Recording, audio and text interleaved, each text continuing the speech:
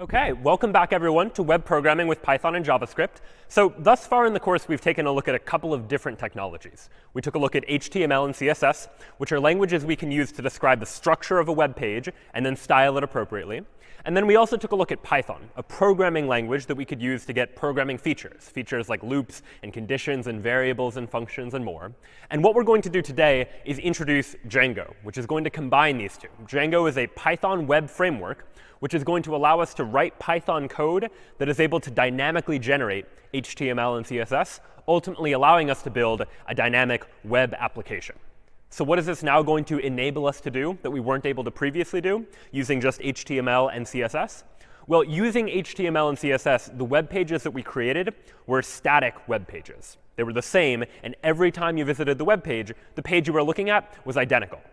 But ultimately, if you think about websites you interact with on a day-to-day basis, say like the New York Times, for example, it's not the case that every time you go to the New York Times homepage, you're seeing the exact same HTML. It changes. The next day, you might see the new date. You might see the next day's articles. Whenever someone comments on an article, you can see those comments, and you can see how many people have commented on an article, for example. And it's probably not the case that someone is sitting there updating the HTML of the New York Times website every time something changes, but rather more likely there is some program, maybe written in Python, maybe written in some other language, that is dynamically generating that HTML and CSS and allowing the web application to respond based on how users are interacting with it. And this is ultimately what we're going to be trying to create using this Django web framework. We're going to be creating software that's going to run on a web server such that clients running in their web browser can make requests to our web server, and our server is going to respond back with some sort of response. And so how does this process actually happen? Well, ultimately, it boils down to this protocol, HTTP, otherwise known as the Hypertext Transfer Protocol, which is the protocol for how messages are going to be sent back and forth over the internet. In this case, you can think about this as a computer, some user, which we might call the client, and then our server, which is going to be the server that is going to contain our web application. We are going to write a Django web application that is going to run on this server, and clients are going to make requests to that server. The server is going to process that request and then return some sort of response. That request might look a little something like this. Underneath the hood, it might start with the word get. Get is just an example of a request method, a way that you might try to get a page. So get just means I would like to get a particular page. In this case, the page I'm trying to get is the / page, just denoting the root of the website, usually the default page for the website. HTTP 1-1 is just the version of HTTP that we're using, and the host is what URL we're trying to access the web page for. So example.com or some other website, for example, that I might be trying to make a request to. So this request ultimately gets sent by my web browser when I type in a URL and press return, for example. The server processes that request and then gives back some sort of response.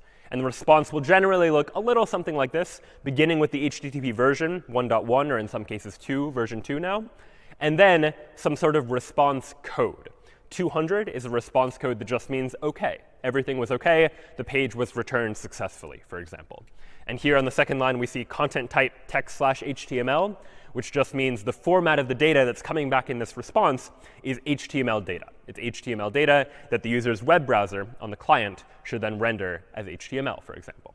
And there are other content types as well and other information that comes back in that response. But the key idea is just thinking about the web in terms of requests and responses. One user makes a request to get a particular web page, and what they get back is a response like this that hopefully includes status code 200, which means OK. But there are a number of other status codes as well. Some of the more popular, 200 means OK. You've probably seen 404, the status code that means not found if you try to request a web page that doesn't exist, for example. Others you might see are 301, moved permanently.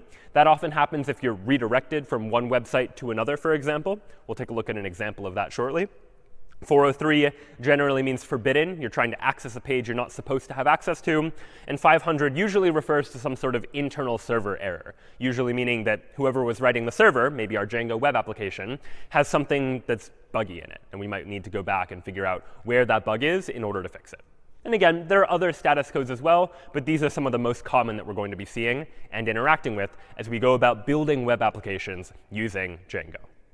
So Django is a web framework. It's a set of tools that is already built for us that's just going to make it easy to get started by writing Python code in order to design a fully fledged web application by taking care of some of the stuff that most web pages all have to do, such that we can focus on the interesting logic of building our own web applications. So the first step you'll need to do in order to use Django is to install it. If you're using Python, you may be familiar with pip, the Python package manager, which makes it easy to be able to install new packages. And the first thing we'll probably want to do is install Django. And here we're going to be using Python 3, so you might need to specify pip3 install Django to install Django on your system.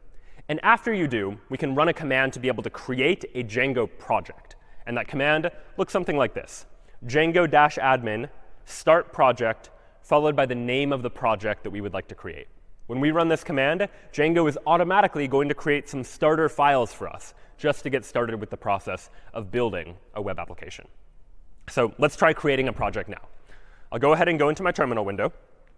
And what I'm going to do is type that command. I'm going to type Django-admin and then start project. And then I need to give this project a name. And I'm just going to give this project a name of lecture 3, for example. You can name the project whatever you'd like. And when that happens, if I type ls, what I see is that a lecture 3 directory or folder has been created for me by Django. And if I go ahead and open this up inside of my text editor, we can take a look at what files are inside of this lecture 3 directory. So actually, I'll go ahead and cd into lecture 3 and open it up. And what we see inside of lecture 3 are a couple of files that were given just to get started. So there are a couple of files. Not all of them are really interesting to us right now. But first and foremost, manage.py is a file that Django is going to create for us. We'll generally not need to touch that file. But we're going to use the manage.py file to be able to execute commands on this Django project. And we'll see a couple of examples of that now and a couple of examples of that in future lectures as well. And then the other important one that we'll be looking at is settings.py, which just contains important configuration settings for our Django application. Settings.py comes preloaded with a couple of default settings, but we might want to change those settings to be able to add features to our application as well, or make some modifications to how the application behaves. And then the other important file that's pre-created for us now here is urls.py. And you can think of urls.py as a sort of table of contents for our web application. That on any given web application, on a website, there are a number of different URLs or routes that you can visit. On Google, for example, you can visit /search or /images. And urls.py is just going to be a table of contents of all of the URLs on my web application that I can ultimately visit. And so if I'd like to try running this web application just to see what it looks like, the way to do it in Django is in the terminal. I'll run Python manage.py, followed by a command, and the command is called run server. And so this is generally how we'll use manage.py. We'll run manage.py, followed by an argument specifying what command we would like to run. And Python manage.py run server means go ahead and actually run this web server. If I do this, I'm now running this web server locally, and I see a bunch of debugging output. But the interesting point to me is that it says down here, starting development server at http://127.001:8000. And so this is where my web application is currently running. 127.001 is an IP address, an address on the internet that just refers to my local computer, the computer I'm looking at right now. So only I can access this, not anyone else on the internet. And 8000 is what we would call a port number. It just refers to what type of service is being run. And you might have multiple different internet services running on different ports. In this case, our Django application is running on port 8000. So if I copy this URL and just go ahead and go into my web browser and paste that URL in, what I see is just Django's default page to say our installation of Django works, and this now is the default page that Django is going to give to us to say that Django has been loaded for this web application, and we can now actually start to begin building this web application by adding the features we want to it. And so what we've created here is what we call a Django project. And in terms of the way a Django project is structured, is that every Django project generally consists of one or more Django applications. So one project may have multiple applications within it. And the reason for this division is if you think about big websites, oftentimes a big website, a big project, has multiple different apps that are sort of separate services that operate within it. Google, for example, has Google Search, but also Google Images and Google News and Google Maps, where you can think of each of those individual services as a separate app all under one larger project, like Google, for example. Or Amazon's website, for instance, might be one big project that has a couple of different apps within it. One app for shopping, maybe, and one application for Amazon's video service, for example. And so Django comes preloaded with this ability to take a project and divide it into multiple distinct apps. Maybe for simpler apps, we're only going to have a project that has one app inside of it instead of multiple. But it has the ability to allow us to create these separate apps that have different capacities. So if we want to get started with Django, the first thing we'll need to do after we create a project is create a Django app.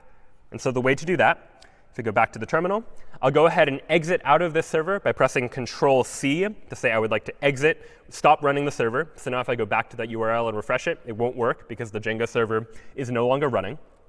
But I'll run the command python manage.py start app, and then the name of the app that I would like to create. And for our very first app, I'll just call this app hello, for example. So I've now created one Django project called Lecture 3, and inside of which I've created the very first app that I've now called hello. And so if we take a look at our files now, you'll see that in addition to a Lecture 3 directory, which existed before, we also now have a hello directory that Django created for us that is going to contain the information needed for the hello app to work. And there are a number of files, again, that are generated by default. We're not going to look at all of them today. We're going to focus primarily on views.py. We'll see why in a moment, which is going to be the file that lets us describe what it is the user sees when they visit a particular route, for example, where we can decide what gets rendered to the user. And the other files we'll take a look at over the course of this term, taking a look at what additional features Django has to offer. So we've now created this hello app that we would like to install into this project. And in order to install it, we need to go into the settings for this particular Django project. So if I go into the Lecture 3 directory and open up settings.py, what I'll see here is a big file all created for me by Django. I didn't write any of this code, but this is all just the default configuration for a Django project. And if you scroll down, somewhere there you'll see a variable called installed apps, which is where Django configures what apps are installed on this project. And there are a whole bunch of individual apps that are installed by default that are just created by Django. One, for example, manages sessions, which we'll take a look at a little bit later. But if I want to add my new app that I've just created called hello to these installed apps, I'll go ahead and just add to this list of strings, this installed apps variable, I'll just add hello. And so now hello is going to be an installed app on this particular Django project. So now what I'd like to do is actually make this app, this hello app, do something and display something when I try and visit a particular route, for example. So how can I go about doing that? Well, let's go ahead and go into the hello directory. And let's take a look at views.py inside of my hello app. So here's the default file I get for views.py. I see a comment that's given to me by default that says create your views here. And you can think of each view as something the user might want to see. So let's go ahead and just create a default view. And in order to create a view in Django, we're going to define a function. So this function, I'll just call index. This function, by convention, takes as argument a request argument. And this is going to be an argument that's going to represent the HTTP request that the user made in order to access our web server. So if we want information about that request, we can look inside of this request object to get access to some of that data. And we'll take a look at that momentarily, too. But now, what would I like for this request to do? Well, what I want to do for now is let's just do something simple and return an HTTP response of hello world, for example. Now, HTTP response is a special class created by Django. And so if I want to use it, I'll generally need to import it. And so Django is going to give us a lot of features that we might want to use in our web applications. But if we want to use them, we generally have to import them first. And it just so happens, and I only know this from reading Django's documentation, that I can include a line like this from django.http import HTTP response to say I would like to import the ability to give an HTTP response. And now what I have is a function representing my view.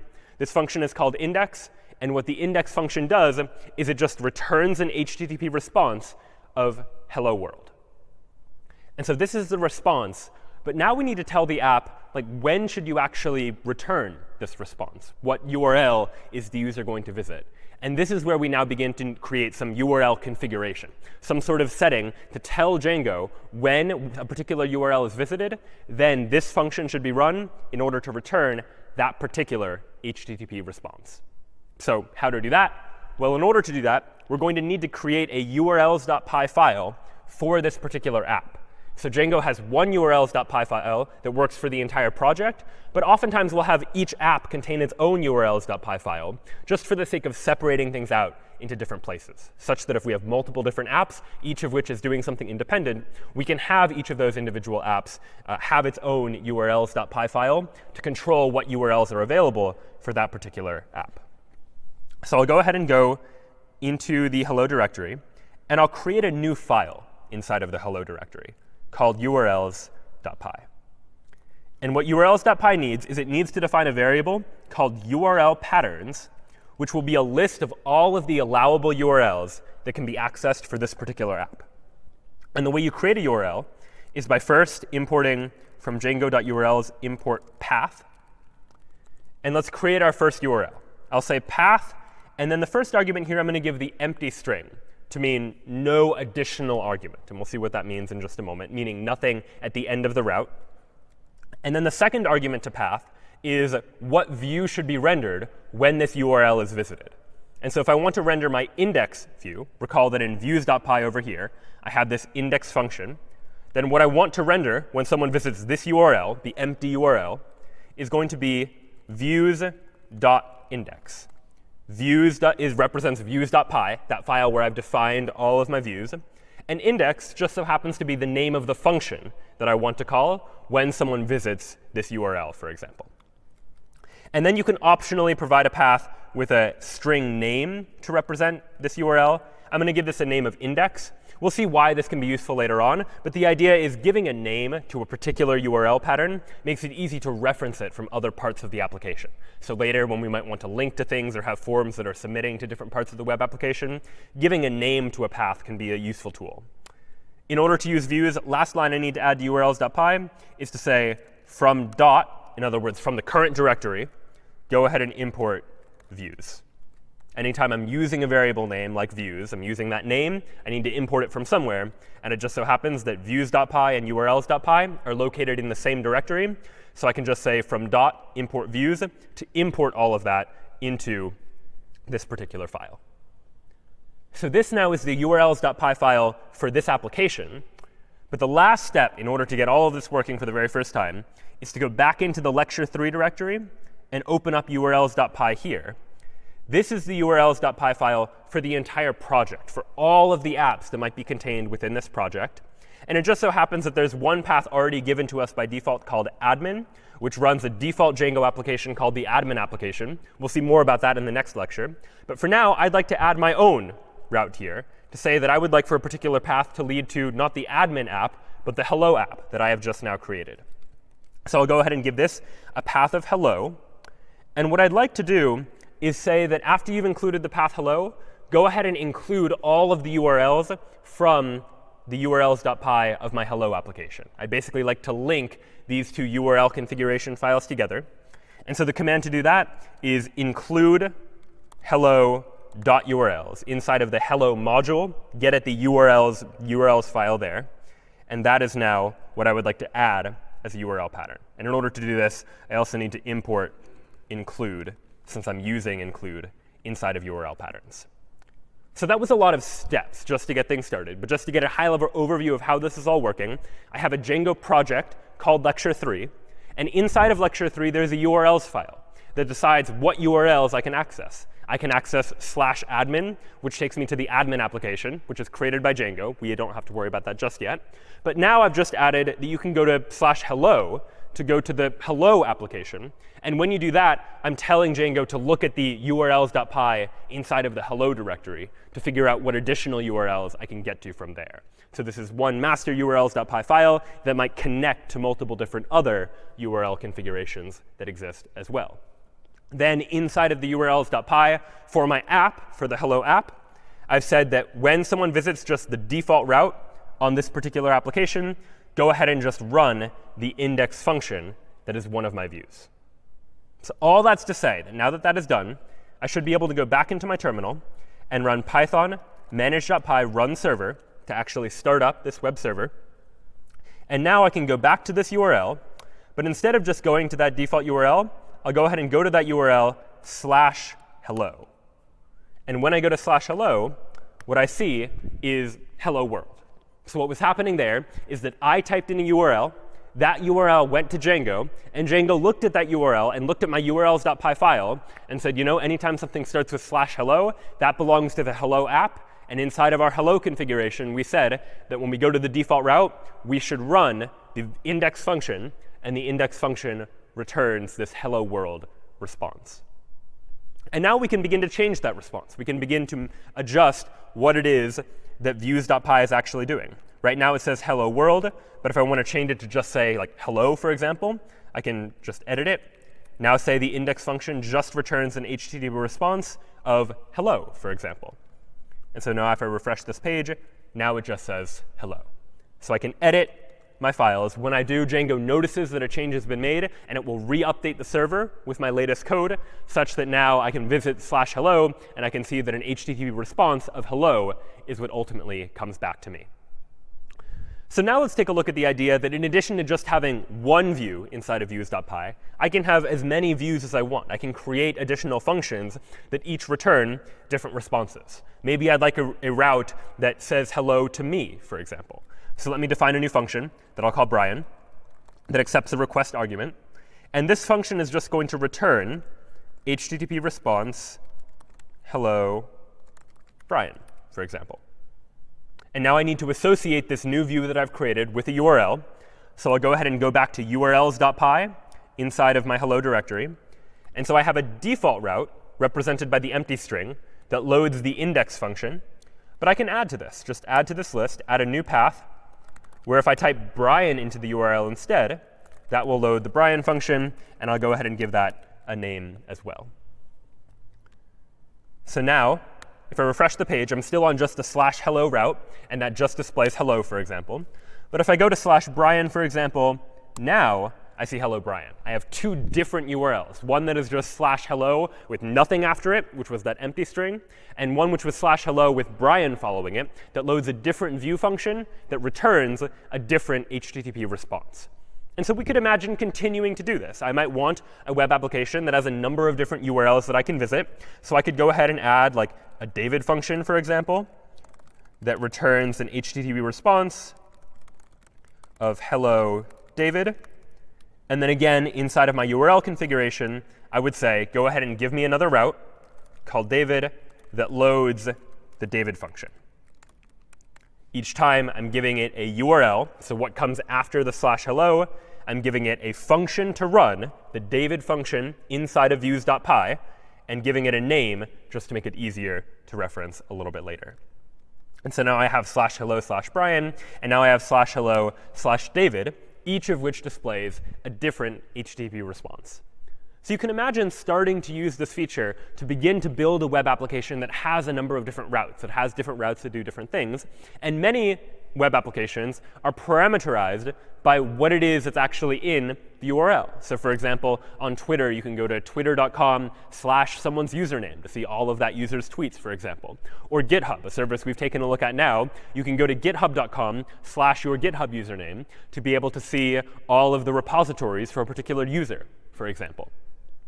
So if you think about how that might be implemented, if either of these services were using Django, they might have a urls.py file or something like it that is just defining a whole bunch of URLs and saying what route should be associated with them when someone visits that page.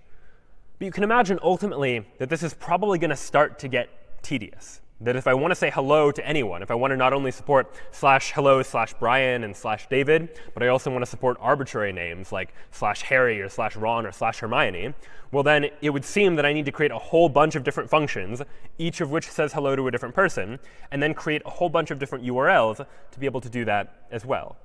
But it turns out that what I can do is create URL patterns that have placeholders, in effect, things that allow me to parameterize the path via certain path converters, so to speak. So what does that actually mean? Well, let's instead of creating functions that just say hello Brian and hello David, let me create a new function that's just called greet, for example, that also takes a request, but takes an additional parameter. Takes a parameter like someone's name, for example.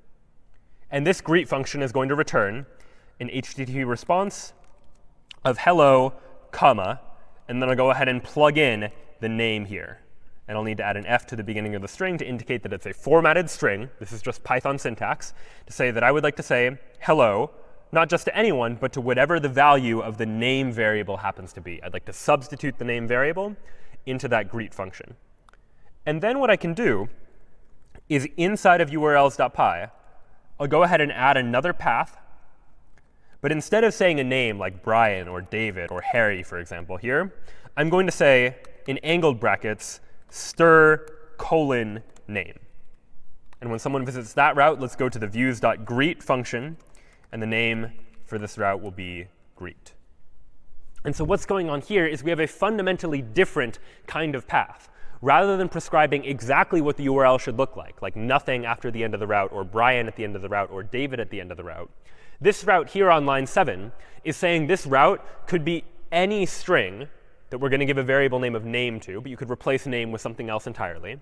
And this could be any string. So it could be Brian or David, or it could be any other name. And when that happens, we'll call the greet function. And when that function is called, it will pass in this argument, this name, as a parameter to that function. So now I'll be able to create a custom route that allows me to specify any string and figure out how to deal with that appropriately. So now if I visit /hello/Harry, for example, not a route that I explicitly created, but that is a string, Harry is a string, I press return, it says hello Harry. I can go to /hello/Ron and say hello Ron, and /Hermione to see hello Hermione as well. And you know what? Maybe just for good measure, I'd like to capitalize this name, like Hermione, for example. Well, the way to do that is that I can add arbitrary Python logic. It turns out that with any Python string, there's a function or method on that string called capitalize that I can say is just .capitalize. And if I can do it in Python, then Django allows me to incorporate it into the response that I'm giving back. So I'm now using Python to take the name, capitalize it, and use that in the response that gets sent back to the user. So now /Hermione returns hello Hermione with a capital H, likewise for hello Ron, likewise for hello Harry. I've now been able to add a route that takes an HTTP request as well as a parameter, that name, whatever was in the URL, and return an HTTP response that just says hello to that person. So these HTTP responses can be any HTML content. Right now we're just using text, but you can imagine adding lists or tables to this as well. But you might imagine that if I have to include an entire HTML page just inside these double quotes, that's going to get unwieldy very quickly. Very quickly, we're going to find that there's a lot of HTML to just go in a single string inside of a Python program. And if we think back to the principles and the ideas that we've been looking at in this course so far, we've generally tried to separate out different parts of our application wherever possible. And there's a lot of value in that. One, in just keeping things clean. Two, in making sure that people are able to collaborate. If you want one person working on the Python logic and one person working on the HTML, you'd rather they not step on each other's toes as they're working. And so what we can do in Django as well is separate the response, the HTML, from the actual Python code here as well. And so the way we can do that is instead of returning an HTTP response, I can instead, let's say for this default route, instead of returning an HTTP response of hello, let me go ahead and render. And when I render something, I need to pass in the HTTP request. But I'll also pass in the name of a template. And I'll go ahead and call this template hello/index.html. So if I don't want to render just a string, but I want to render an entire HTML file, I can call this render function, pass in the request, but then also pass in the name of a template. And now all I need to do is create that template. So let me go ahead and inside of the hello directory, I'll create a new folder called templates. Inside of that templates, I'll create a folder called hello, because the template name here is hello/index.html. So I need to create a folder called hello, inside of which is a file called index.html.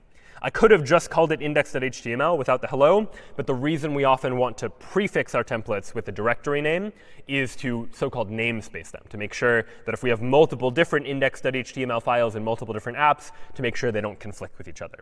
So Django best practice is to use hello/index.html, or whatever your app name is. And inside of that hello directory, I'll then create a file called index.html. And this index.html can contain any HTML content, same as we've seen before. So I could add that doc type, the HTML tag, a title of hello, and maybe inside the body, I'll have an h1 that says hello world, for example. And so I can have an entire HTML page just like this. And now, when I visit the default route of my web application, by going back into my web browser and just going to /hello, for example, now I see that HTML that I've defined inside of index.html. It's a big h1 that just says hello world. And it turns out that these HTML pages, these templates that I can render using Django, are parameterizable as well. Right? Maybe I want to implement hello/Hermione as some sort of HTML page, an HTML page that says hello, Hermione. And using HTML out of the box, you can't really do stuff like this. HTML is a markup language, not so much a programming language, which means it doesn't by default have support for things like a variable to represent someone's name. But using Django's ability to take an HTML page and treat it like a template that we can render, Django's added its own templating language, so to speak, on top of the existing HTML.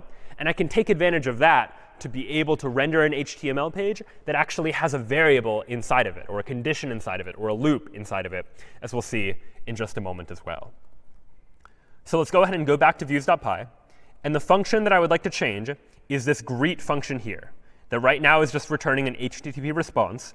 But I'd like to render an entire page, for example. So what might I render?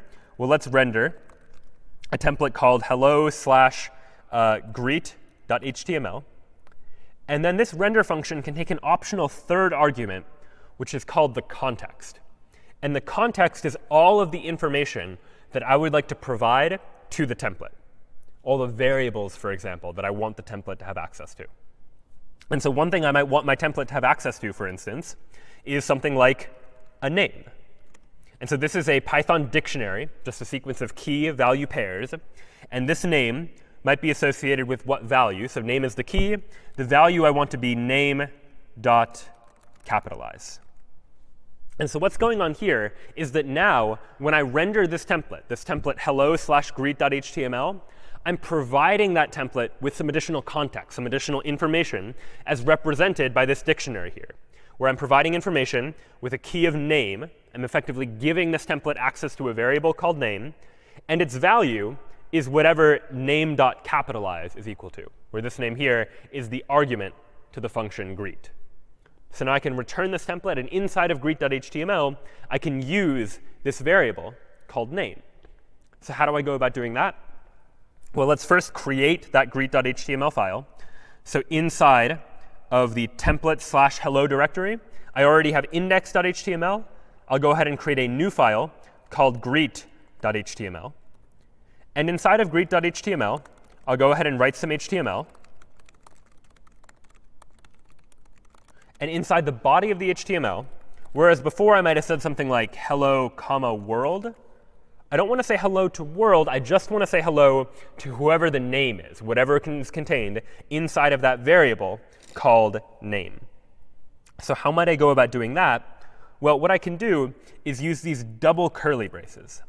And double curly braces are part of the Django templating language that allows me to say, I would like to plug in the value of a variable into this particular position inside of my template. And so if I include the word name here, then what I'm saying here is that when you render this greet.html template inside the body of the page, I would like for there to be an h1, a big heading, that just says hello, comma. And then inside these double curly braces, I'm saying plug in the value of the variable name there. If name is Hermione, it's going to be hello, Hermione. If it's Harry, it's going to be hello, Harry. If it's David, it's going to be hello, David. So let's go ahead and give this a try now. Now, when I go to /hello/Harry, for example, I now see a big h1 tag that says hello, Harry. If I go to /hello/Ron, I see a big h1 that says hello, Ron. And the reason why all this is happening, the way we're getting to that final position, is because URLs says that when I have a URL that just is a string, like someone's name, we'll call the greet function. The greet function inside of views.py is taking the name as an argument, rendering the greet.html template, and passing in that name as part of the context, part of what the template has access to. And inside of greet.html, here's the actual HTML file. Here's where we then plug in the value of name. So it's a lot happening across a lot of different files. But the reason for all of these various different files is to help keep things separate, to have one file that is just responsible for URLs and directing people to what should happen when those URLs are clicked. Then we have one file, views.py, that is entirely responsible for deciding on this particular view what template should be rendered, what information should be passed in as context. And then I separately have a file for each of my HTML templates that are saying, what does the page actually look like? And so if you start to begin to think about this separation of components inside of a web application, it can help to make the structure of a Django application a little bit clearer. So we've now been able to use the Django templating language to put variables inside of our HTML templates, to be able to create an infinite number of different routes where I can visit /hello/some name in order to display hello to that person's name. But the Django templating language is even more powerful than just that. There are a lot of additional features that the templating language is going to give us access to. And we'll take a look at a couple of those now. And to start, I'm going to introduce you to a website you may be familiar with. I consider it to be one of the simplest websites on the internet. It's a real website called isitchristmas.com. And if I visit isitchristmas.com and press return, here's what the website says. The website says, no, it is not Christmas. And you just have to take my word for it. If you visit this website on Christmas Day, you go to isitchristmas.com, it will instead say yes. And so this website is very simple. You might imagine that it's really just an HTML page that probably contains a big heading that in this case just says the word no, but on Christmas Day just says the word yes. Now, how might a page like this be implemented? Well, one way you could imagine is that on Christmas Day, whoever maintains the website goes into the HTML and changes no to yes, and then afterwards changes the yes back to a no. But we can be a little bit cleverer about this if we realize now that we have the ability to use Python logic, to be able to use logic like a condition, to be able to decide how a web page is ultimately going to be rendered. For instance, the condition might be something simple like, if today's date is Christmas, then render yes, else render no. And so we're going to use Django and take a look at some of the features of Django's templating syntax to be able to create a website like this. We're not going to create is it Christmas, we're going to create is it New Year's, that checks if the current date is January 1st or not. This is going to be a separate app. It's sort of distinct from our Hello app. The Hello app just says hello to people. The New Year app, for example, is just going to see whether or not it happens to be New Year's, for example. So I will now go ahead and create a new app. And I can do that by writing Python manage.py, start app, and I'll call the app New Year, for example. I'd like to create a new app called New Year. I've now created that new app. If I type ls, you'll see that not only do I have a hello directory that represents the hello app, I now have this New Year directory that represents the fact that this is a new app called New Year. As with before, I'll need to go into settings.py inside of my project directory and add New Year as an installed app. This is now a new app that exists in my web application. So it, too, now needs to be a new installed app. What else do we need to do for new apps? Well, I need to go into urls.py for lecture 3.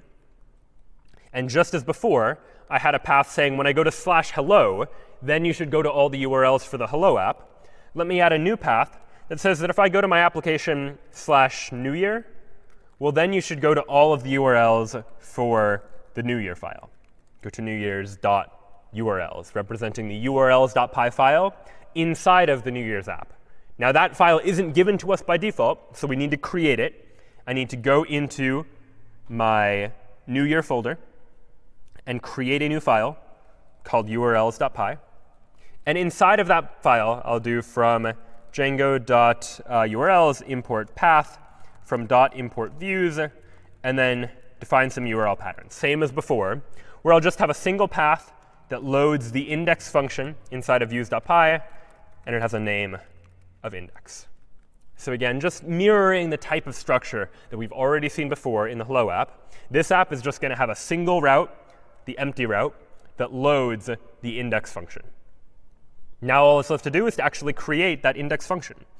So I go into views.py, and here now I'll define an index function that takes an HTTP request as an argument. And now inside of this index function, I would like to add some logic that checks whether or not it's January 1st. And so how might I go about doing that in Python? Well, it turns out that there is a date-time module in Python. And you can learn about this just by reading up about its documentation to figure out how it works. And the date-time module gives me access to things about the date and time, for instance. And I can play around with the date-time module outside of Django just to get a feel for how it works. If I just type Python into the interpreter, into my command line rather, what I get is the Python interpreter that lets me just write Python code just to experiment and test and see what the result of running this Python code would be. So I can try like import datetime, for example, and let me create a new variable called now, which is datetime.datetime.now. It just so happens that inside of the datetime module is a function called datetime.now that gets the current date and time, for example. And so inside of now, I have access to variables like now.year, for example, which tells me the year, now.month, now.day, that gives me information about the year, the month, and the day of the current timestamp, based on getting whatever the current time is right now. And given that I have this information, you can imagine us constructing a Boolean condition to check whether or not today is, in fact, the new year. And that condition might look like now.month equals 1. And now.day equals 1. And I can press return and see that, OK, the result of this condition is false. It is not true that both the month and the day are true, or are 1, rather. And so using that sort of condition, I can now take that and adapt it into my Django view that I'm using to try and render whether or not it's the new year or not. So how might I go about doing that? Well, what I'd like for my index function to do is return render a template. The template will be called newyear/index.html. And then what context would I like to provide to this template? What information, what variables do I want for this template to have access to? Well, I want it to have access to a variable that'll just be called newyear. And in order to access that, I need access to the current date. So to do that, at the top of my file, I'll go ahead and import datetime. And inside of my index function, let me give myself a variable called now, which is equal to datetime.datetime.now. And this new year variable that I'm passing into my template will be equal to now.month equals 1 and now.day equals 1. So if it is the case that after I get the current date and time by running datetime.datetime.now, saving the result inside of this variable called now, if both the month and the day are equal to 1, then the value of this new year variable is going to be true when the template gets access to it. Otherwise, as it is the case today, and on most days, the value of that variable is going to be false. Now all that remains for us to do is to actually create this template, newyear/index.html, and have that template somehow use this new year variable in some interesting or meaningful way. So how do we do that? Well, if you recall what we did with the hello application, when we want a template, then inside of our application, this new year app, we'll need a new folder that we'll call templates, inside of which I'll create a new folder called new year. And inside of that, I'll create a new file that will be called index.html. Here will be the index.html file for this new year application. The structure will be very similar. I'll give it a title of is it New Year's?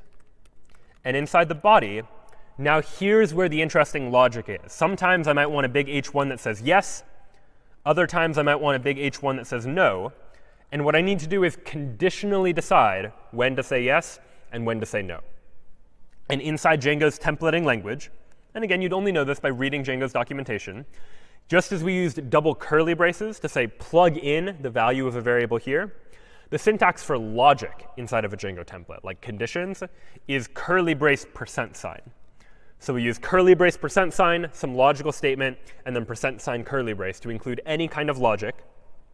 And the logic in this case is an if statement. And this is very Python-like. We'll say if new year. New year is the name of that variable that I passed into this template. And if it is the new year, then I want to display an H1 that just says yes. And then else, also inside of curly braces and %signs, I want a big H1 that just says no. So if it's the new year, then yes, else no. And then Django also requires me to give an end if tag to say this is the end of the if statement. Unlike Python itself that uses indentation to denote when the if statement is beginning and ending, in Django the indentation is optional inside of the template. But in order to distinguish when the if statement is happening from when the if statement is over, we need this end if tag at the very end. So this here is a condition inside of our Django template. We're saying if a particular variable is true, then render this in the HTML.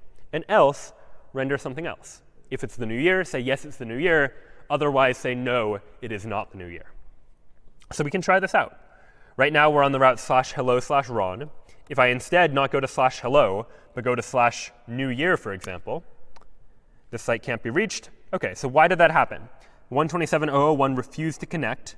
So what must be happening is for some reason my web server isn't running. And it turns out that in order to create the new application, I had stopped my web server. And so if ever that happens, to start it up again, we can just rerun Python manage.py run server to say I would like to now start up this web application again. And all right, it looks like now I have another error. There's some sort of syntax error. And the syntax error is in newyear/views.py. So let me go ahead and go back into views.py and see if I can spot where the syntax error is.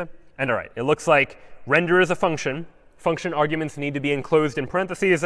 And while I have a starting parenthesis here, I'd forgotten a closing parenthesis. So I'll go ahead and add that. And now that will complete the render function.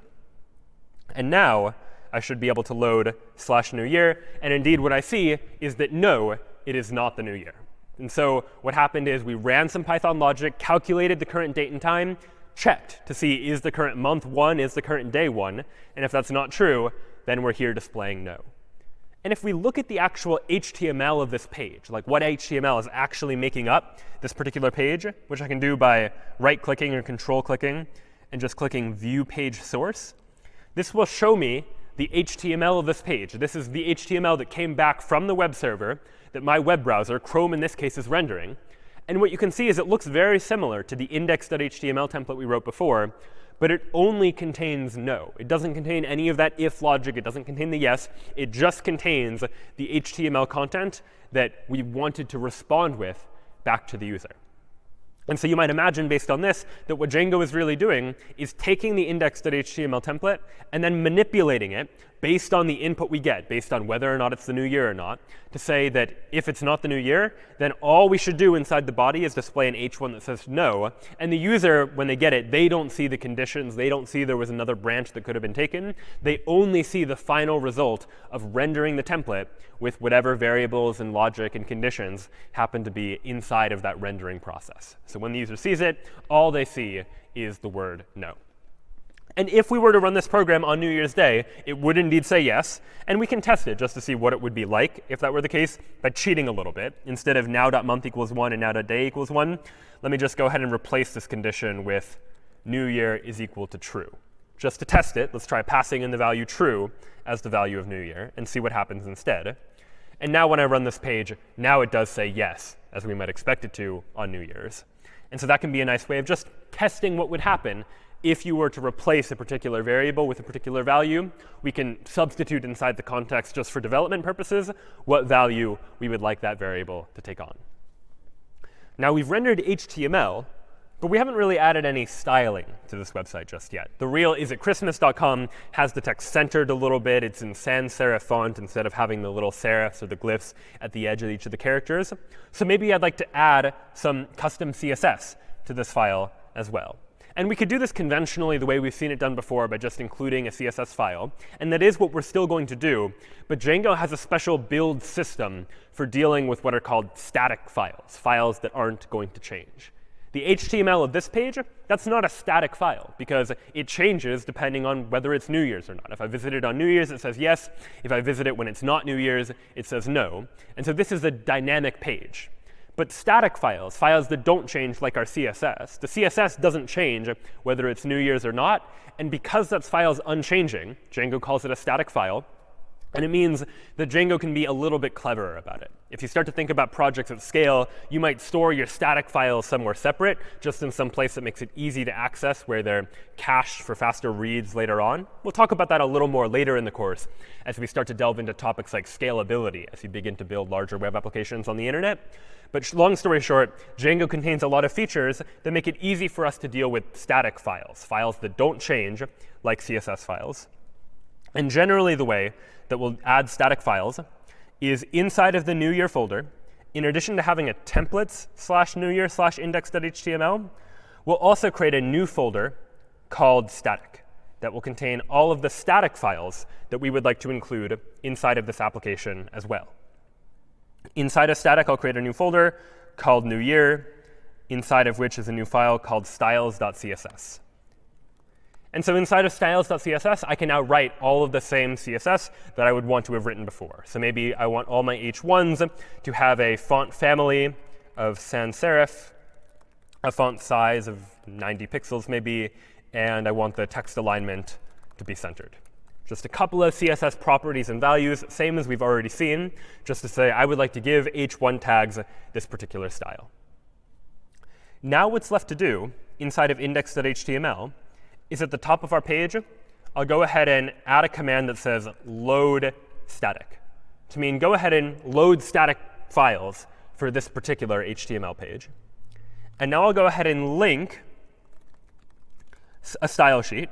You'll recall that this type of command inside the head section of my web page, where I would like to link some particular URL as a style sheet, is how I add CSS to a page. But what I'm going to include in here as the link is I'm going to include, rather than hard coding a URL, which I could do, Django best practice says that instead, let's just say it's going to be a static file, and the static file is called newyear/styles.css.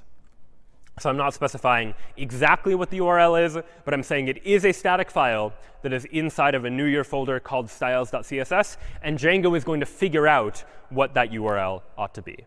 And this is often better than hard coding a specific URL, because maybe you might imagine in larger web applications where your static files are might change. You might move your static files to a different domain or to a different route. And so in order to deal with that, this static keyword just means Django will figure out where your static files are located and will replace this command here in the curly braces and percent signs with the actual URL for this particular file.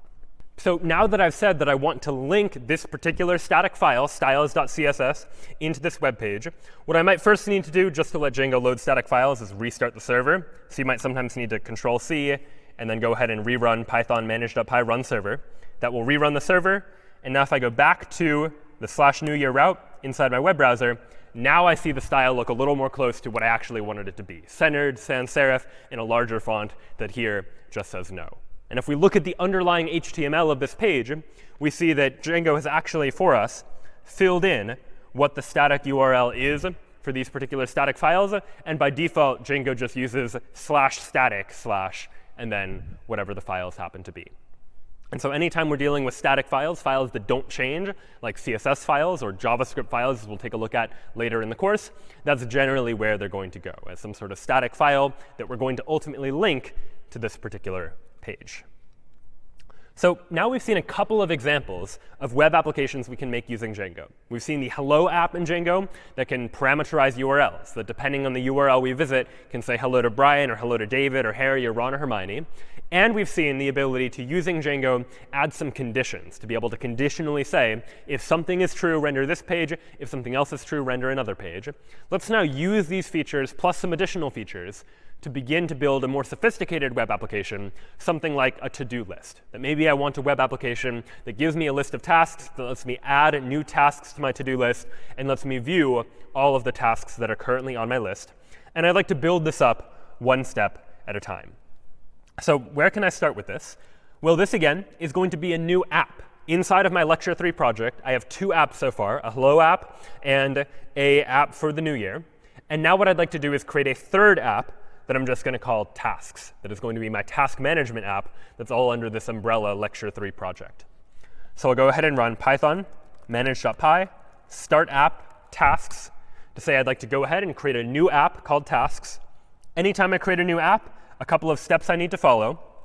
Recall that I need to go into settings.py inside of Lecture 3 to say that in addition to installing hello and new year, I'd also like to install the tasks app, for example. Then I need to go into urls.py inside of Lecture 3 to say that in addition to hello and new year, I'd also like for us to include the URLs for tasks. This URLs is, again, the table of contents for my entire web application, where in my web application, if I visit /hello, then we go to the URLs for the hello app. If I go to /tasks, then I go to the URLs for the tasks app, so on and so forth. It tells me all of the different URLs that I now have access to.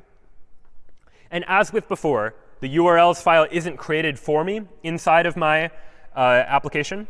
So I will need to go into the tasks directory And inside of the tasks directory, I'll go ahead and create a new file that I will call urls.py. And the format of this is going to be very similar to what we've already seen. From django.urls, import path, from dot import views. And now I define my URL patterns, where I would like a path that is just the empty string, the empty path for now, that loads the index function, whose name is index, for example. So now let's actually write this index function inside of views.py. What I'd like to do is define a function called index that accepts a request. And what I'd like to do is render a page that displays a list of all of my tasks. So before we get to the idea of adding tasks, let's just see if we can get our program to display a list of tasks, for example. So I'll up at the top create a global variable that I'll just call tasks, that the entire application is going to have access to. And I'll add 3 tasks to it. For now, we'll just use foo, bar, and baz, these sort of nonsense names that are just useful strings for testing purposes, just placing those as sample tasks that I might want to have inside of my application. And now what I'd like to do is render a template.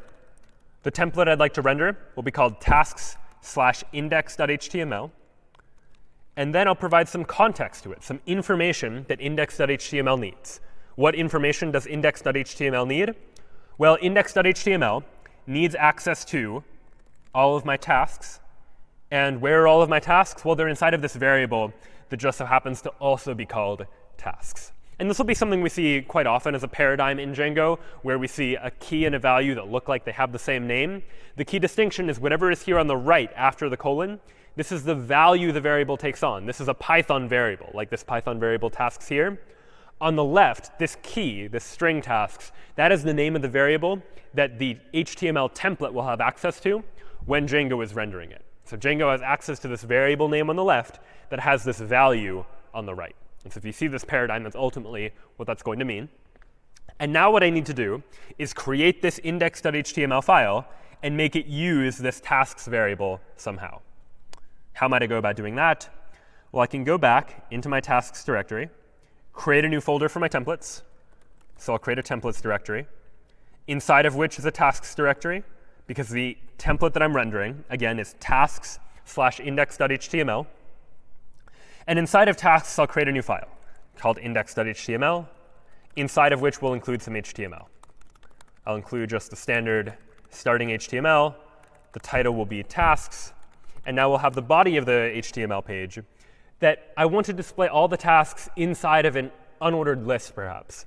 And if you recall from HTML, to create an unordered list, it looks a little something like this. UL starts the unordered list, and each list item is an li tag, like item 1, and then item 2, and then item 3.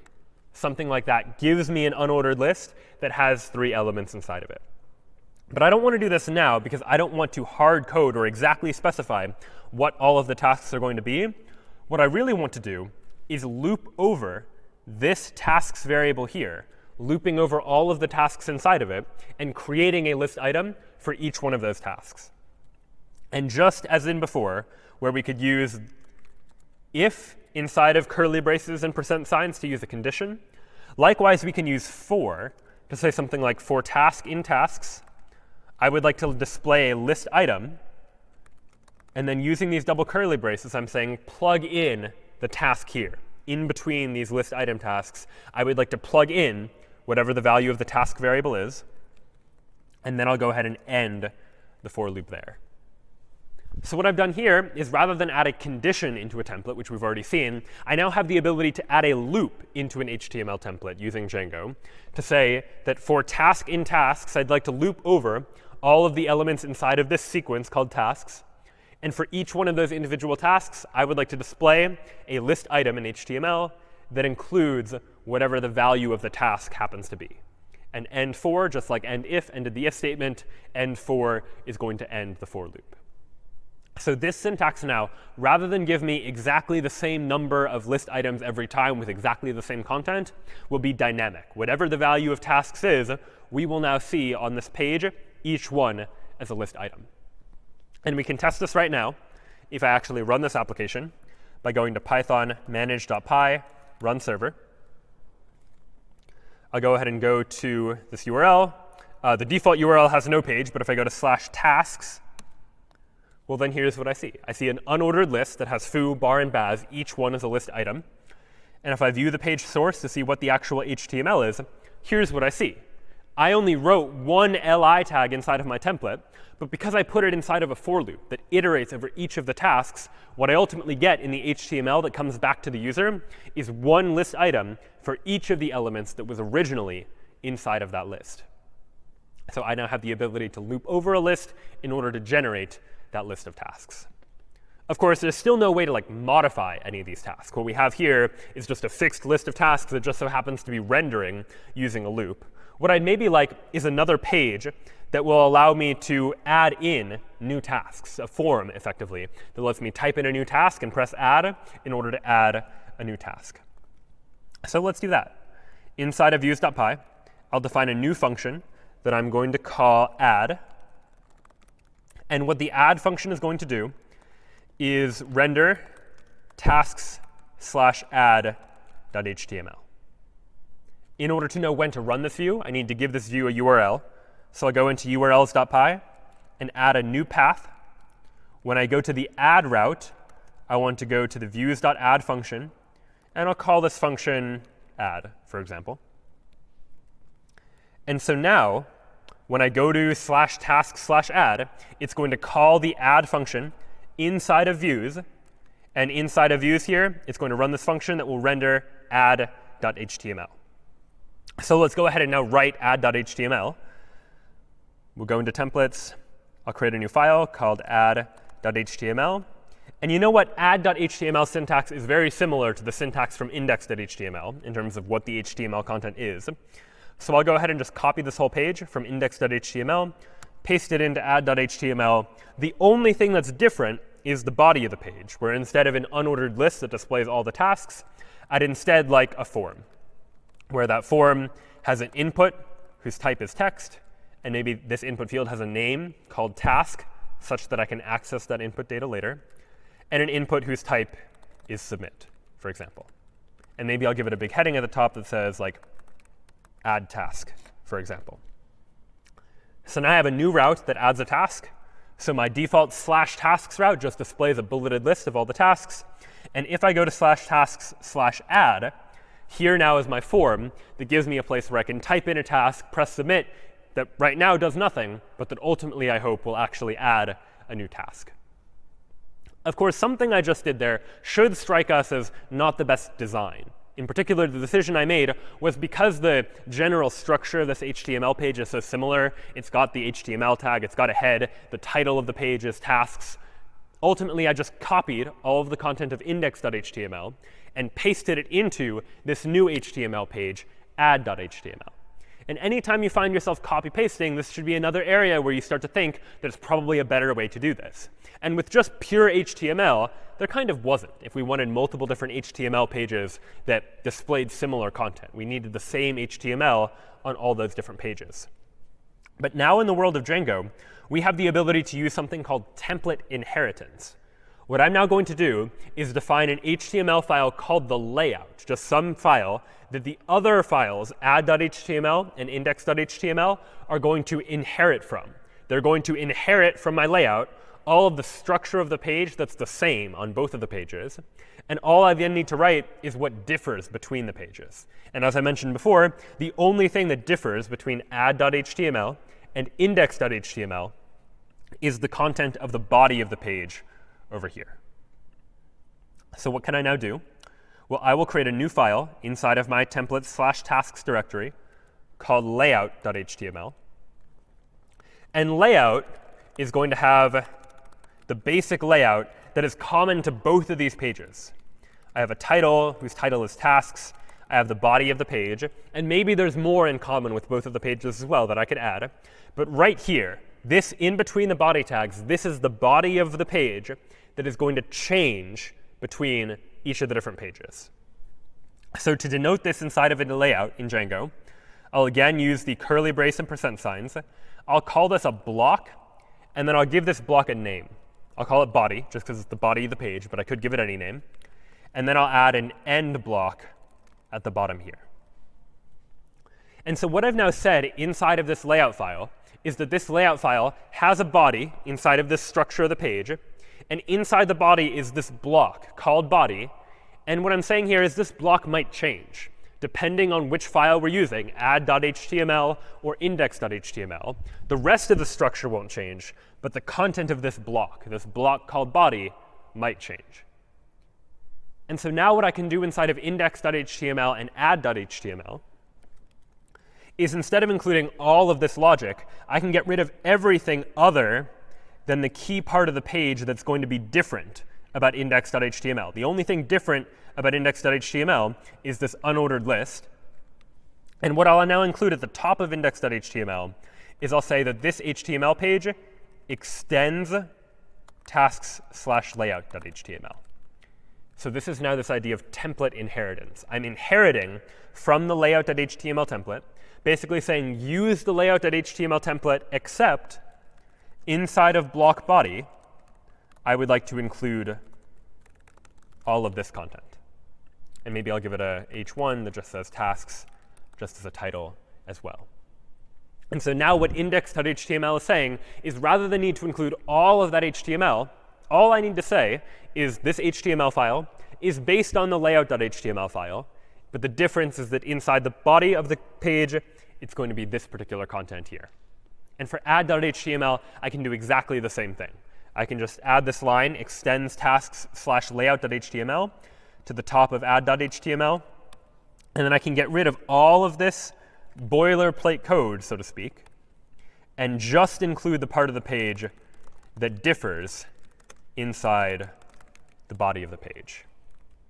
And so it seems like we've done a fair bit more work for just these two pages. But if you imagine more complex websites that might have dozens or hundreds of different pages, the ability to factor out the HTML that pages have in common can definitely be very helpful just for good design, to be able to make sure we're not repeating ourselves. And if we ever need to change the structure, rather than change it in dozens or hundreds of different places, we just change it in one place inside of the layout file. And the result of that is that it's going to change in each of the pages that inherit from that page as well. And we can test this by just going back to /tasks/add, which looks fine, and back to tasks looks fine too. Both of these pages now are inheriting from that basic layout. Now, it's a little annoying that anytime I want to switch between this page and the add page, I have to go to the URL and know that I need to go to /tasks/add in order to get back and forth between them. So I might like to add a link that takes me from one page to the other, and vice versa. And I can do that if I go into index.html. You might imagine that I could just add a link here. href to create a link. Let's go to /tasks/add and add a new task. Will be the name of that link. Except the problem is, or the reason why this isn't necessarily good design, is that Django is designed to make it such that it's very easy to change the structure of the pages in terms of how the URLs all relate to each other. And I have here hard-coded that when you click this link, we go to /tasks/add. And if ever I wanted to change that URL, maybe instead of /tasks/add, I wanted /new instead of /add. Well, then I'd need to change it in two places. I'd need to go back to the urls.py file to change the actual URL to say instead of add, it should be called new. But then I need to find every place where I use that URL, and I'd need to change it there as well. So in order to deal with this, Django has an additional feature that basically lets Django figure out what the URL should be instead. And we do that by using the name that we gave to each of those routes. And so this is where that name becomes relevant. That I can here just say, link to a particular URL, link to the URL called add. So I just said link to URL called add. And how Django figures this out is based on the contents of my urls.py file. That inside my urls.py file, I defined a number of different paths, and I gave each of those paths a name. This one was called index. This one was called add. And so when I did that, I was able to say, if you link to a URL called add, Django will find a URL whose name is add and link me directly to that route. And so if ever I were to change the route to something else, Django would just figure out what the new URL should be, and I wouldn't have to worry about it. Django would fix the problems for me. And so now, if I go back to the tasks site, I can click the Add a New Task button, and that will take me to the add task. And maybe now I'd like to add a link that goes back. So I can go to add.html, and maybe add a link down at the bottom, ahref equals, and what URL would I like to link to? Well, my default page was just called index, so I'll go ahead and include the word index. I'd like to link to the URL index, and then view tasks, maybe, as the name of the link. So now if I go to just the default tasks page, I see a link to go add a new task. And now I see a link that's going to take me back to the ability to view tasks. And when I click on that link, I see no. And now that's probably not what I wanted. I wanted to go back to the index page for my tasks application. But it seems that when I clicked on view tasks, I'm taken to no. And what's going on here? Well, if you look at the URL is /New Year. Somehow I was on the tasks app, I clicked a link, and I'm back at the New Year app. How did that happen? Well, it turns out this is an example of a namespace collision, where I have two things that all have the same name. And in this case, what's happening is that I have a urls.py file for my tasks application, where I have a route called add and a route called index. But it just so happens that inside of the New Year folder, if I go up to New Year, and I look at New Year's urls.py file, the New Year's urls.py file also has a path whose name is index. And so what I said was create a link, and I would like that link to link to the thing that has the URL with a name of index. And it turns out there were multiple things that all had a name of index. And so Django didn't know which to choose, and it just chose the New Year one. And you might imagine that linking between apps is something you might reasonably want to do. You want to, from Amazon's shopping page, for example, be able to click a link that takes you to Amazon Video, or you want from Google Search to be able to click a button that gets you to Google Maps. But in this case, this isn't quite what I wanted. There's a namespace collision where two things have the same name that I would now like to be able to fix. And the easy way to fix this is inside of urls.py for my tasks application, let me just give each of these URLs an app name called tasks. This just helps to uniquely identify all of the URLs, because now inside of add.html, rather than just link to a URL whose name is index, I'm going to instead link to tasks:index to mean from tasks, the tasks app, get the index URL. And likewise, inside of index.html, I'll link to tasks:add to get at that particular route from this particular application name. So now, if I go back to the site, go back to my tasks page, now the links work as expected. I can get to the new tasks, and I can get back to the list of all of my tasks as well. So this now works. I now have these two pages, one that displays my list, one that displays my ability to add a new task. But the form to add a new task doesn't really do anything right now. I type in a task. I type in like foo if I want to add a task called foo, and I press submit, and like nothing happens. Nothing changes meaningfully on this site. So I'd like for this form to do something. And we've seen that we can add an action to a form to be able to take that form and submit it somewhere. And that's what I'd like to do when I add a new task. I'm going to add an action to this form. And when I submit the form, what URL would I like to submit it to? Well, I'll go ahead and submit it back to the URL for tasks:add. I'll send it back to that add URL when I submit the form. And I'm going to give this form a specific request method. Its method is going to be post. And so we've already seen a request method of get. Anytime you type in a URL or click on a link to go to another page, the request method implicitly associated with that request is called get, which just means I would like to get a particular page. Anytime you're submitting data that has the potential to change some state inside the application, like changing the state of the list of tasks that is stored inside the application, then we'll generally use a different request method called post. Post is generally used for submitting form data. It doesn't include parameters inside the URL the way a GET request does, as we saw with Google, for example. But this post ability is going to give us the ability now to send data via a different request method to my add route. And so let's now give this a try. Now I'm going to go to task/add. I see the ability to add a task. And maybe I'll add a task like check email or something and press submit. And all right, I get an error. Forbidden. This 403 in parentheses means that is the response code that came back. This is an error that Django has generated for me. So this 403, as we saw before, means forbidden. I don't have permission to do this for some reason. Now, why don't I have permission to submit this form? It says CSRF verification failed. So CSRF stands for cross-site request forgery. And what that means, it is a security vulnerability that is inherent in some forms if they're not designed in a secure way, meaning that someone could forge a request to a particular website using some form on their own separate website, for example. You might imagine that someone on a different website might trick the user into submitting a form that submits its data to our add task function that adds a new task to their task list. And maybe that's not a big deal for tasks, but you might imagine in more secure contexts, more sensitive contexts like a bank, for example. They might have a form on their website for transferring money from one user to another.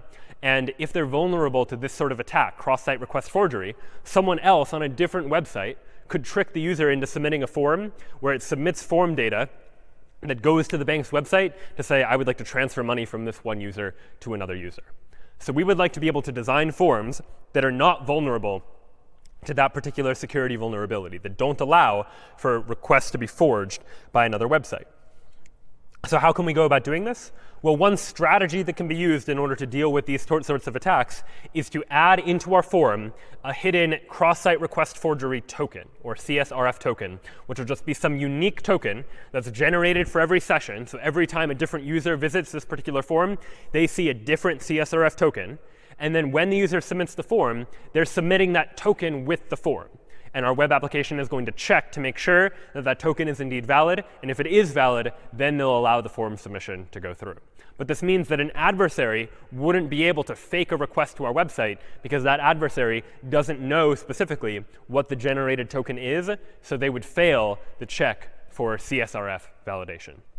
And it just so happens that Django has CSRF validation turned on by default. And it's done so via a specific add-on known as Django middleware. Middleware refers to the ability in Django to be able to sort of intervene in the request-response processing of a Django request.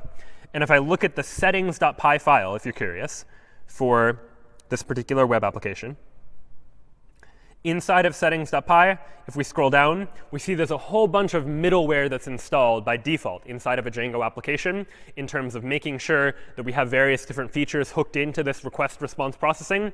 And one of those is the CSRF view middleware, this feature of Django that allows it to make sure that our requests, whenever we're submitting data via post, something that has the potential to change the state of the application in some way, that we need to have CSRF validation. We need to add some sort of token to our form to make sure that Django is able to authenticate the validity of this form, to make sure they know the form actually came from the web application itself. And it's quite easy to be able to add this token into our HTML page. Django has it built in. Inside the curly brace and %sign, we can just say, I would like to add into this page the CSRF token, for example, to go ahead and fill in the CSRF token right there. If I now go back to the page and refresh the page, now I see add task. But if we're curious, I can now actually go and view the page source. I can look inside this page. And here now is the form. And this is the form, same as we saw before. But you'll notice that Django has inserted this additional input field, this input whose type is hidden, meaning we won't be able to see it normally, whose name is CSRF middleware token. And here's its value, some long string of characters that Django has generated for me, such that when I submit this form, it's going to check to make sure this token is valid. And if it doesn't find this token, it is not going to accept my form submission. And if someone else goes to this website, they're going to see a different token presented to them as well. And that helps to make sure that nobody can forge these sorts of requests. So now if I type in a task that I'd like to add, something like check email, and press submit, now the form does submit without errors. Of course, it doesn't do anything. If I go back to my task list, it's still empty. But at least I've now been able to submit that form. It's worth noting that inside of add.html, we created this form sort of from scratch. I created an input field whose type is text and whose name is task. But creating forms is something that happens so often in the world of web programming, oftentimes with many different fields that you might want to change over time, that Django's added a number of ways to make it easier to create forms, to validate the data inside of those forms, just to make our lives a little bit easier when it comes to dealing with and interacting with forms.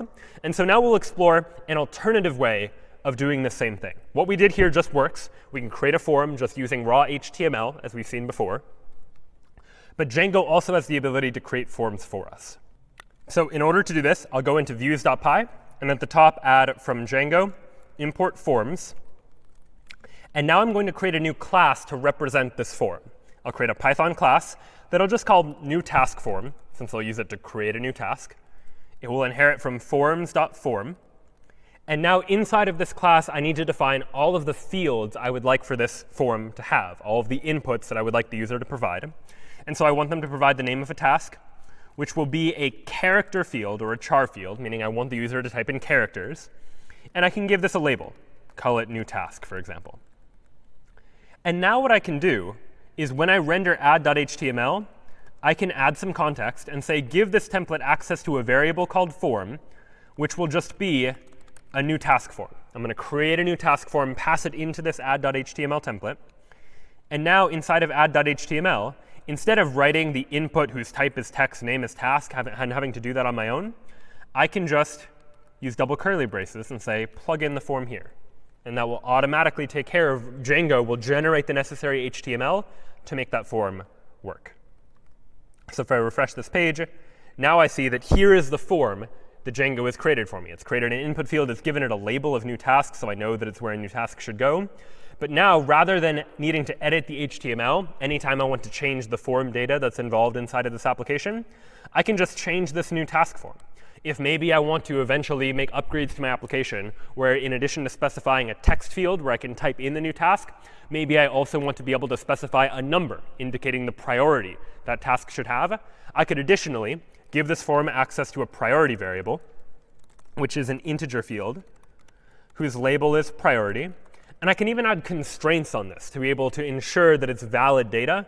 I can give it a min value of maybe 1 and a max value of 10, for example, in order to add all of that. And now without touching anything in my HTML, I just changed the form itself inside of my Python code. Now if I refresh the page, I see an additional field. I see an opportunity for me to type in a new task.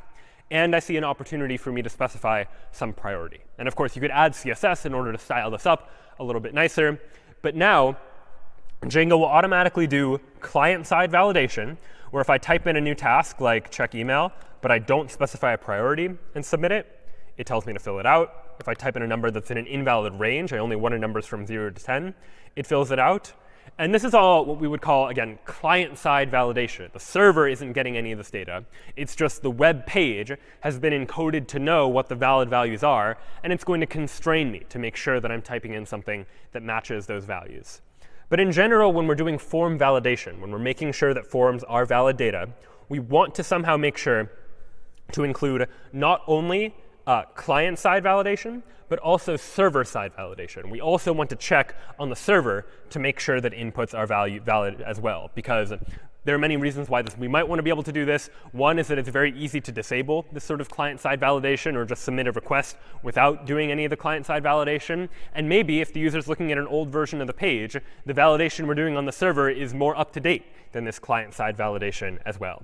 And Django's forms will make it very easy for us to do both of these things, both the client-side validation and the server-side validation as well. So how does this work? How do we do that? Well, inside of the add function, this add function now gets called in two different ways, depending upon the request method.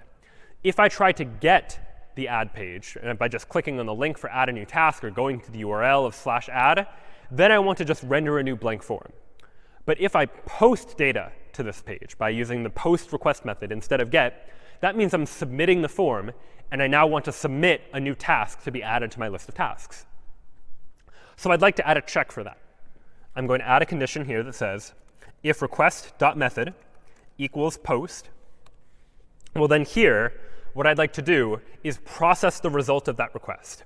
And the way you do that in a Django form is by creating a new variable called form, which will be a new task form.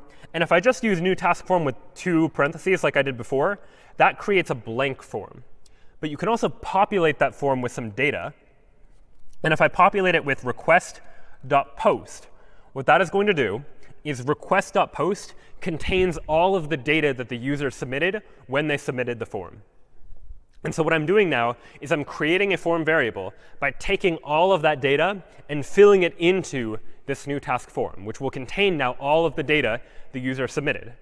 And you can imagine checking this manually, but I can just call if form.isValid, and inside this if statement, use some logic using the cleaned data as a result of using this form. And so inside of a variable called form.cleanedData, that will give me access to all of the data the user submitted. And so if I want to get like what task they submitted, because I had a variable here called task inside of a new task form, well, I'll just go to form.cleanedData and then task. And I'll go ahead and save this inside of a variable called tasks. And now what I might like to do is add this task to my list of tasks. Go tasks.append this new task. So that's what we do if the form is valid. If the form is valid, we take the data from the form, get the task, save it inside this variable called tasks, and add it to my growing list. But else, if the form is not valid, what should we do instead? Well, then I should return the add.html file again.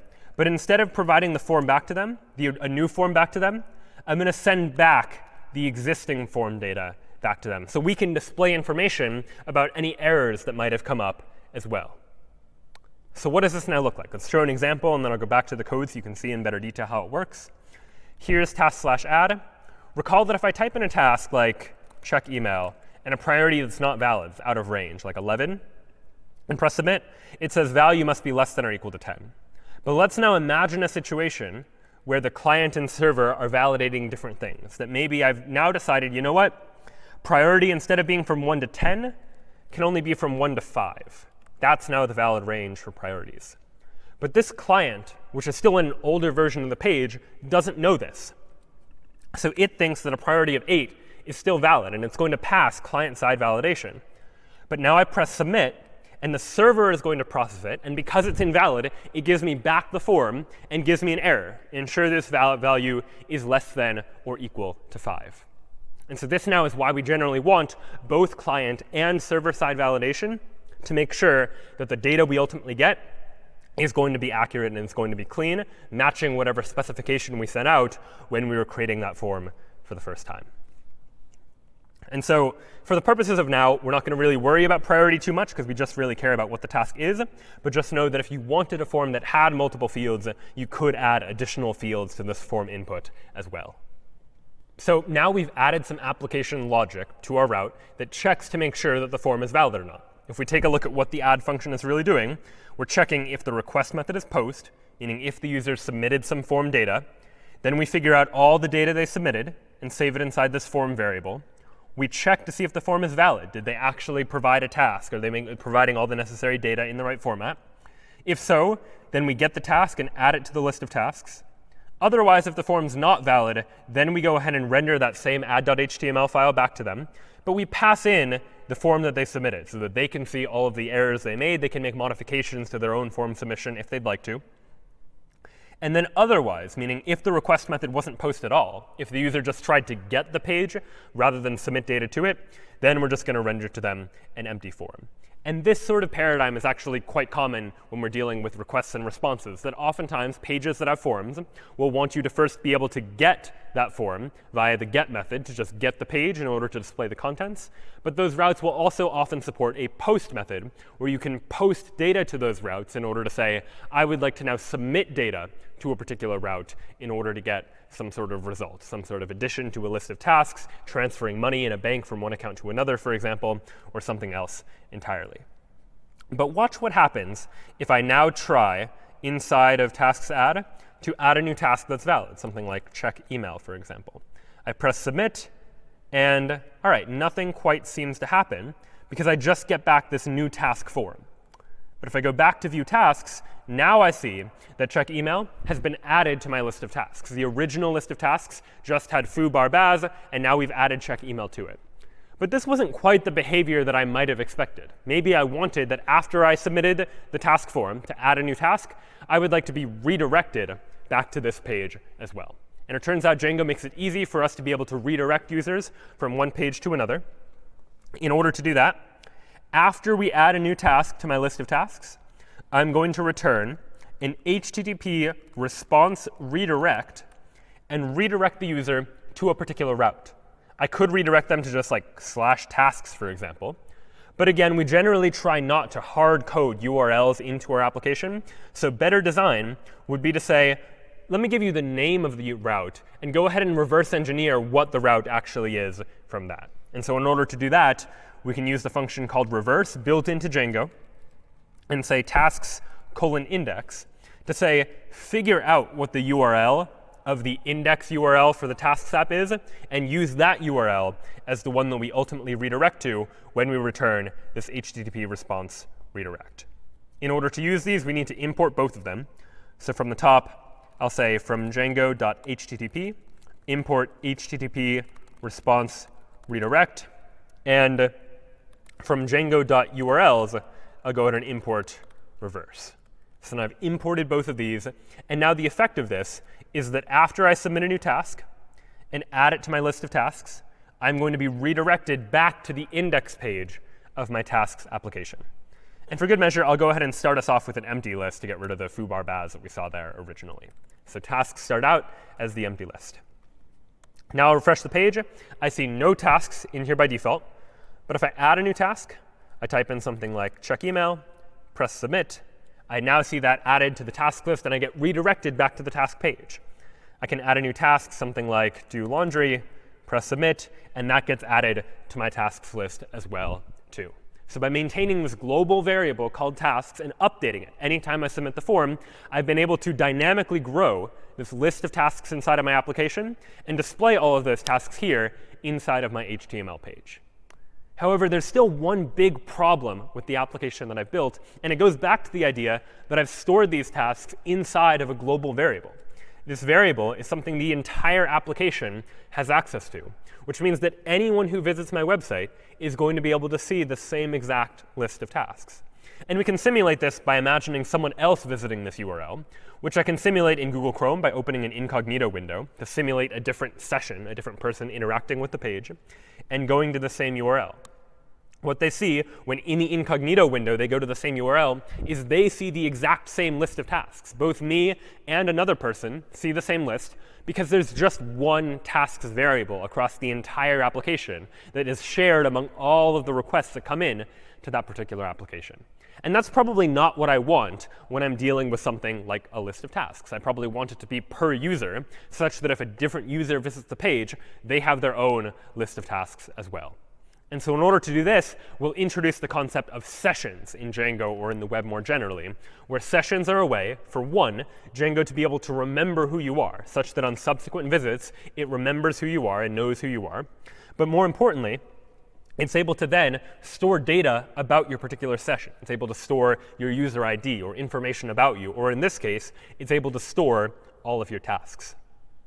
And so in order to take advantage of sessions, instead of having a global variable called tasks, we're going to go ahead and delete this, and instead store tasks inside of the user's session. So inside the index route, I'll include a line like this.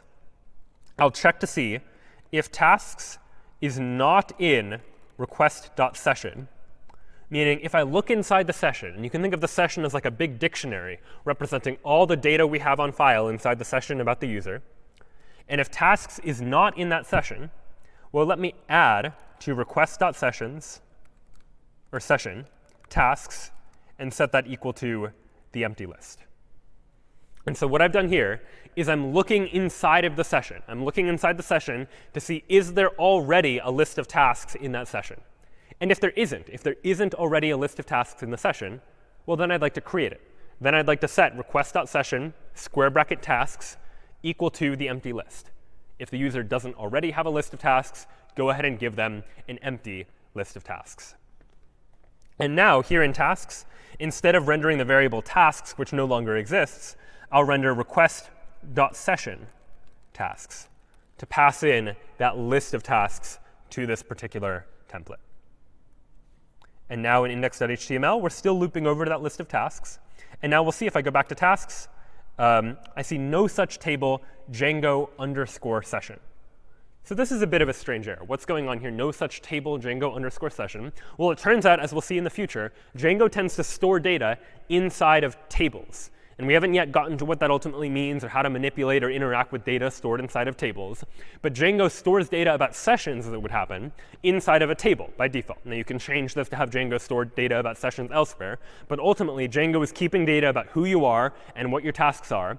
And that data needs to be stored somewhere. And by default, Django wants to store it inside of a table. And right now, that table doesn't exist. So we need to create it.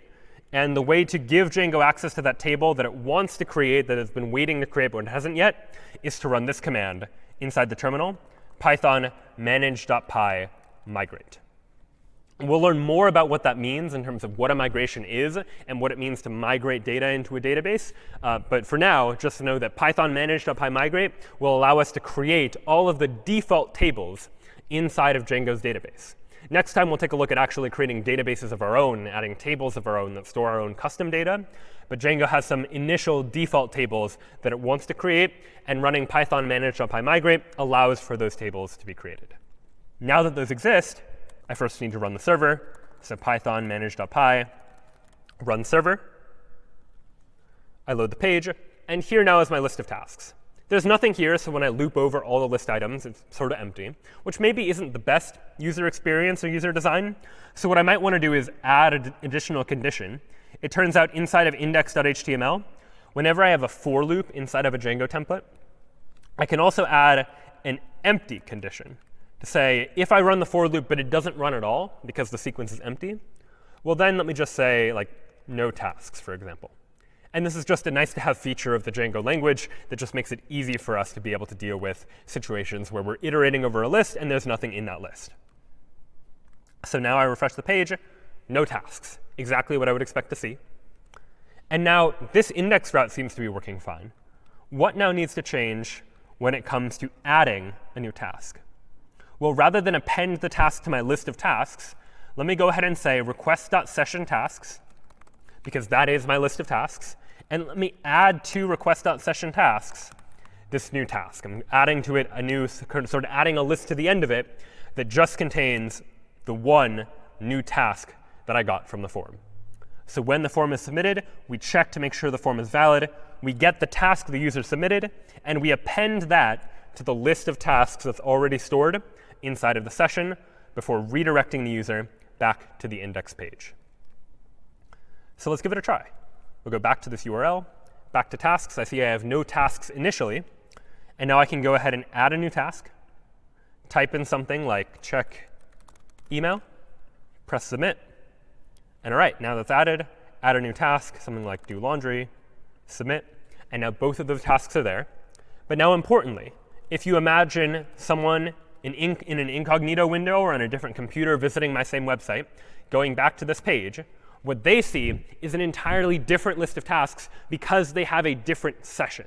Those sessions are determined by cookies, these little hand stamps that help the browser to be able to give some information to Django's web server to say, here is who I am, so Django knows what data to show you. And in this case, my original case, Django knows who I am, knows to show me these tasks.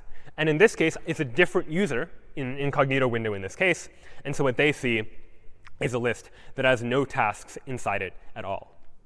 So now we've really just scratched the surface of what Django has to offer. But we see now the ability it has to be able to create dynamic web applications. Instead of just displaying HTML and CSS that's the same every time, using Django, we now have the ability to be able to generate programmatically custom HTML and CSS, either saying hello to a person's name based on what name is provided inside of a URL, or the ability to say to check the current date and conditionally display something if the date is one thing versus another, and the ability to store data on a session basis, to be able to store information about a user's to-do list, for example, such that on subsequent visits they can see their list of things they need to do with a different list for each of these possible users. And here really is just the beginning of what Django has to offer. Where Django gets very powerful is when it comes towards storing data inside of databases and manipulating that data and interacting with that data in various different ways. And that's ultimately where a lot of the power of a web framework like this ultimately comes in. We'll explore more of that next time. But for now, that was just a look at Django and how we can use it to be able to build these sorts of web applications. This was web programming with Python and JavaScript. We'll see you next time.